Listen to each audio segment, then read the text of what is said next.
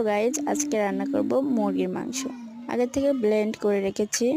আদা বাটা দিয়ে দিচ্ছি, জিরা বাটা দিয়ে দিচ্ছি রসুন কুচি, পেঁয়াজ কুচি দিয়ে দেব, কিছুটা এলাচ দিয়ে দিচ্ছি, সামান্য লবণ দিচ্ছি, জিরা গুঁড়ো দিচ্ছি, হলুদের গুঁড়ো দিচ্ছি, মরিচের গুঁড়ো দিচ্ছি। তেল ভালোভাবে তেল দেওয়ার পর মাখিয়ে নিতে হবে। ভালোভাবে মাখিয়ে নেওয়ার পর